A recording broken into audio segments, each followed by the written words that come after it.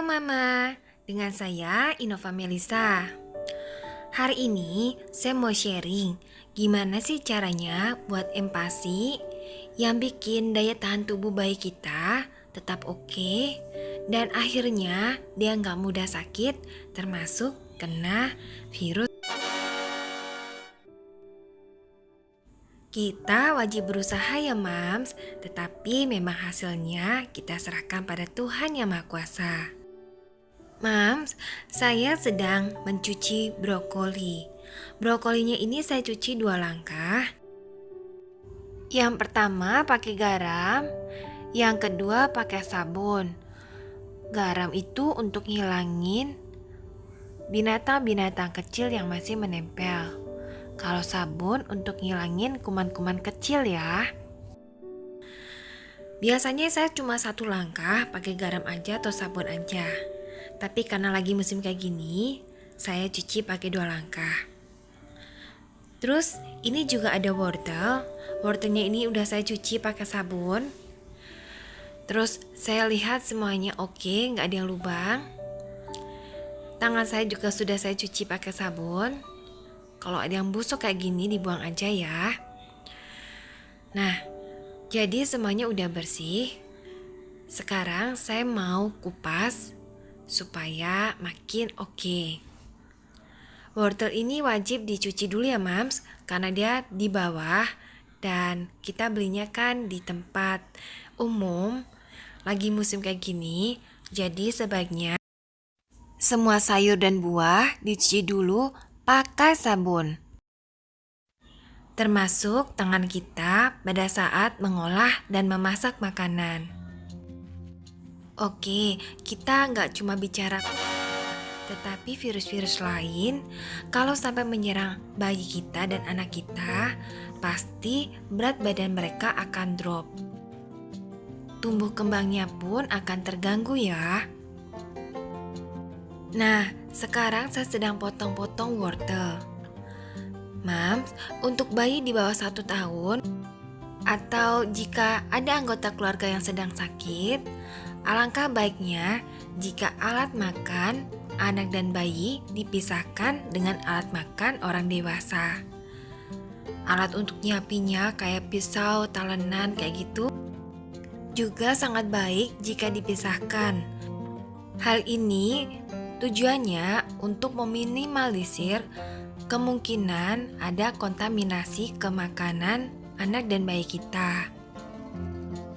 Tetapi jika ada keterbatasan, kita tetap bisa kok menjadikannya satu. Asalkan kita steril dahulu sebelum digunakan untuk anak bayi kita. Cara sterilnya yang paling mudah adalah kita celupkan ke air panas mendidih. Nah, ini udah selesai dicuci. Saatnya saya cuci di air mengalir. Supaya sisa-sisa sabun dan garam yang mungkin masih menempel bisa hilang sepenuhnya. Kotoran-kotoran juga lepas. Ada baiknya juga jika dibuka di antara bonggol-bonggolnya supaya benar-benar bersih ya Mams. Langkah berikutnya, saya potong-potong brokoli. Brokoli dan wortel punya banyak mineral dan vitamin yang bagus banget untuk jaga daya tahan tubuh anak bayi. Rata-rata sayur dan buah itu bagus vitamin dan mineralnya. Jadi, jangan pernah tinggalkan buah dan sayur untuk anak dan bayi. Walaupun mereka nggak secara langsung mengandung kalori yang tinggi dan membuat mereka gemuk. Tetapi buah dan sayur membantu banyak dalam menjaga kondisi imunitas tubuh anak dan bayi. Supaya nggak gampang sakit gitu loh Mams. Kalau sakit, berat badannya kan langsung drop tuh. Sama aja kan, nanti malahan kita kesusahan naikinnya lagi. Oke, wortel dan brokoli udah siap. Saatnya saya siapkan alat masaknya. Saya gunakan panci kecil. Terus saya isi air bersih yang siap minum. Terus saya rebus supaya dia mendidih. Pastikan mendidih dengan baik ya Mams. Terus masukkan wortelnya. Kita rebus sampai wortelnya setengah matang. Wortel ini cukup lama matangnya, jadi dimasukkan dahulu dibandingkan brokoli. Kalau dia sudah mulai setengah matang, masukin brokolinya. Brokoli ini gak boleh kelamaan masaknya, nanti dia overcook, vitaminnya hilang, kan sayang ya cuma dapat ampas. Terus untuk protein hewaninya tetap saya pakai ikan. Ikannya ini saya pakai ikan lokal, ikan patin. Menurut saya malah lebih bagus karena satu ekonomis, yang kedua kandungannya nggak kalah dari salmon. Yang ketiga dia lebih fresh karena lebih dekat dengan rumah kita dibandingkan salmon yang beda benua. Semakin fresh, gizinya akan semakin optimal Mams.